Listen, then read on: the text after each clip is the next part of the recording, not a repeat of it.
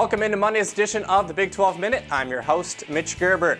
Let's take a step back and rewind on a busy weekend around the Big 12 Conference. In one of the most talked about matches so far this season, Texas was able to sweep Kansas in straight sets on Friday. UT is the only remaining Big 12 team to be undefeated in conference play so far this season. Switching gears over to the football field, number 2 Baylor earned its 7th win of the season after defeating Iowa State 45-27 at home. Corey Coleman had 6 receptions for 85 yards and 2 touchdowns. Seth Russell was 16 of 37 through the air for 197 yards and 2 TDs. Texas came off their bye week eager to get back on the field as they defeated Kansas State 23-9 Saturday afternoon.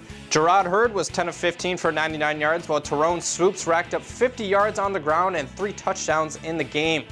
Oklahoma and Texas Tech, Baker Mayfield helped lift Oklahoma to its 6th victory of the season after defeating his former team 63-27. Mayfield was 15 of 22 for 212 yards and had 2 touchdowns. Last but not least today, Oklahoma State was able to continue its rise among the nation's elite teams as they knocked off Kansas 58-10. Mason Rudolph was 20 of 26 for 305 yards and had 1 touchdown on the afternoon. But I want to pause for a second and talk about something much greater than any of the games played this past weekend. It was a weekend that was supposed to be filled with happiness, family, and friends, but instead it was a weekend filled with sadness, sorrow, and disbelief.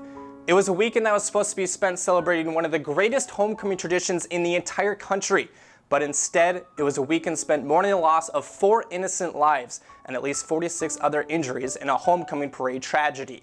Unfortunately, it's a grieving process that seems all too familiar to the Oklahoma State community. And with that I say, all of us here at the Big 12 Conference send our sincere condolences to those involved in the tragedy.